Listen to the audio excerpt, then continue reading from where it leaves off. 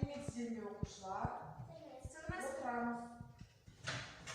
Бүгін біздің жаратылыстану жаңа сабақ 31-ші параграфты ашамыз. 31-ші параграфтан 31-ші параграф. Құпияны ашқан қандай құрал? Құпияны ашқан қандай құрал? Құпияны ашқан дәптерлерімізді ашамыз. Құпияны ашқан қандай құрал? Сынып жұмысын, тақырыпты дәптерлерімізде жазып аламыз. Құпияны ашқан қандай құрал?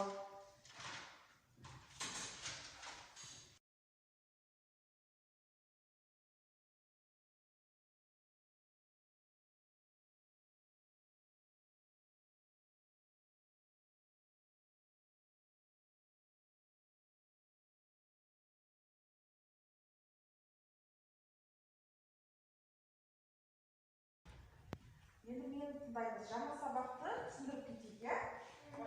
Біз оған дейін микро, макро организмдер өттік. Көзге көрінетін организмдер бар, көрінбейтін организмдер бар.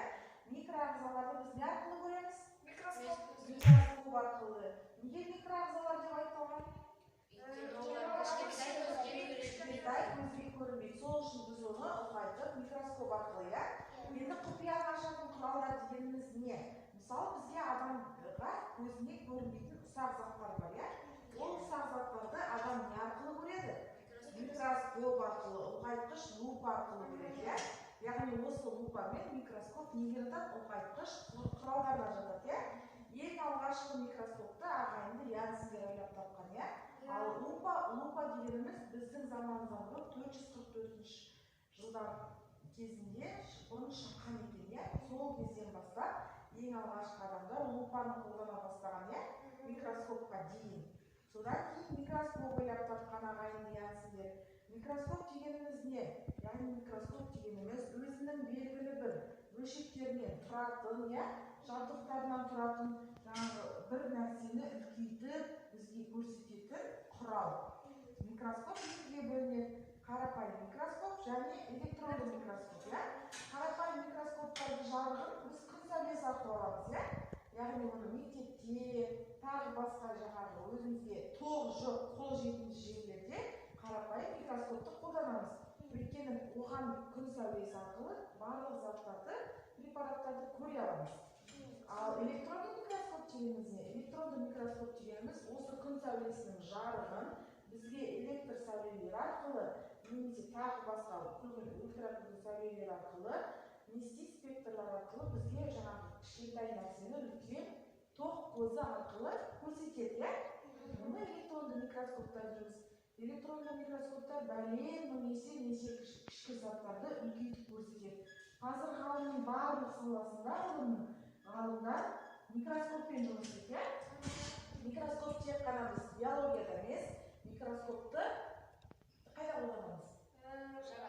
Жаратылыстану, химия, физика. Мысалы, қарапайым микроскопты кез келген лабораторияларда қолданады. Мысалы, сіздер ауруханаға анализ тапсырасыздар, ол анализдарды не арқылы тексеріледі? Микроскоп. Мысалы, қан тапсырсаңдар, қанның құрамында қанша лейкоцит, қанша тромбоцит, қанша эритроцит, осының барлығы микроскоп арқылы шығарылатын заттар, есептерінен. Осының барлығын қолдану үшін микроскопты не істейміз? Пайдаланамыз, жаңа микроағзаларды көру үшін.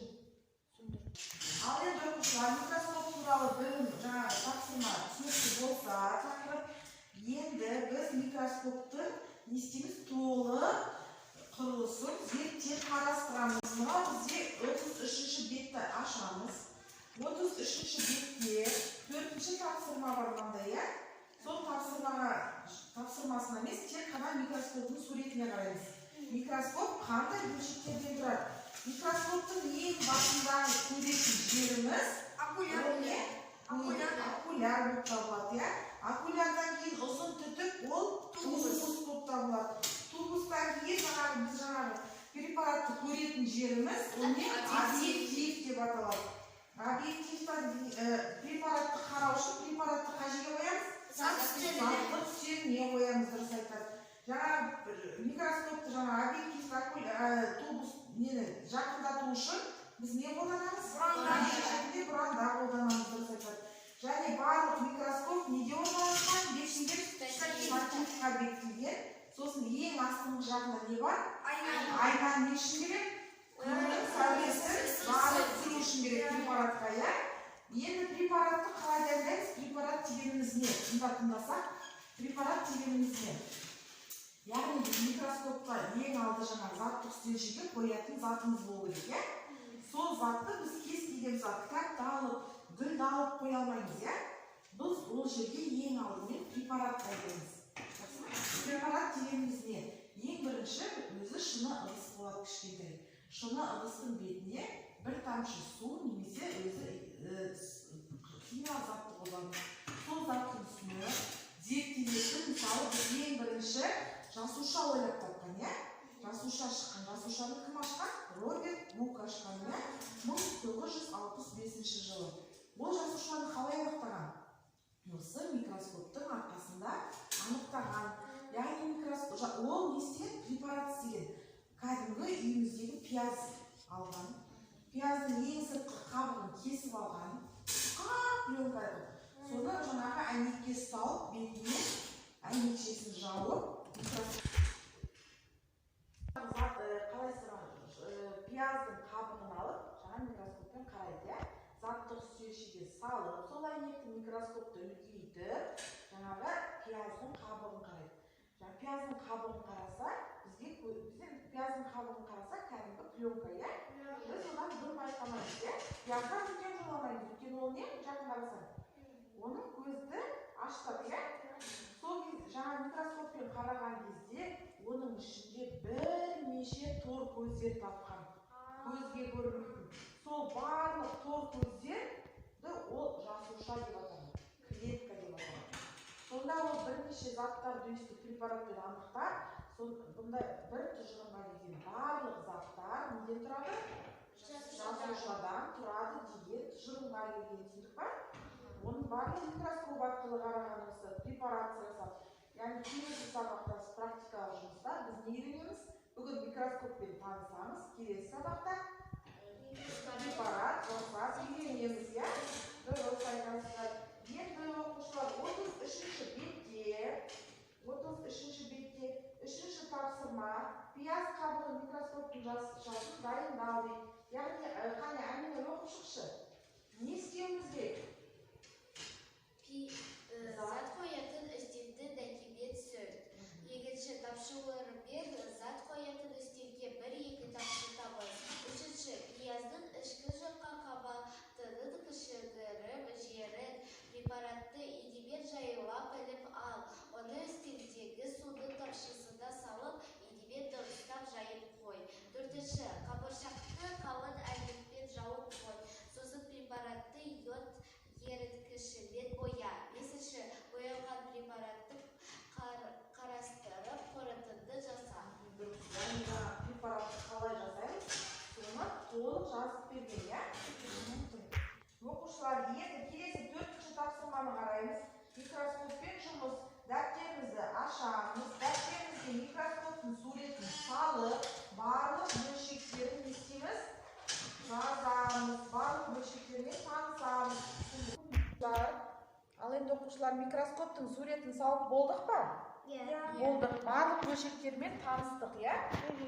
Таныстық. Микроскоптың суретін салдық. Микроскоптың суретін тапсырманы болса, келесі тапсырма кестені толтырамыз. Сәйкестендіру кестесі, иә?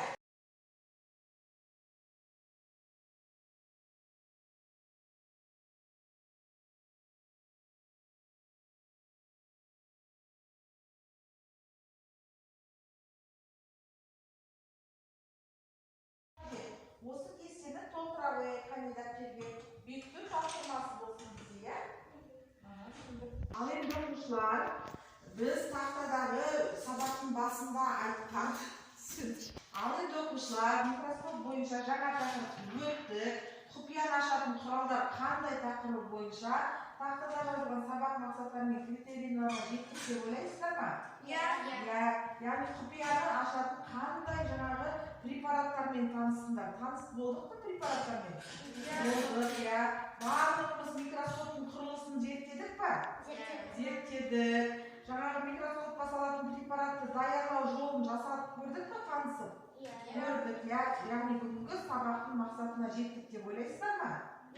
Ойлаймыз. Бүгінгі сабақ қалай өтті сіздерге? Қане қолмен жауап берейік. Ұнаса былай береміз, ұнамаса былай береміз. Қане саған ұнады ма саған? Ұнады, иә. Ал енді еш тапсырмасы осы тақырыпты оқып, келесі практикалық жұмысқа микроскоппен жұмыс істеуге даярланып келеміз, жақсы ма? Зертханадағы жаңағы қауіпсіздік жағдайлардың барлығын қайталаңыздар.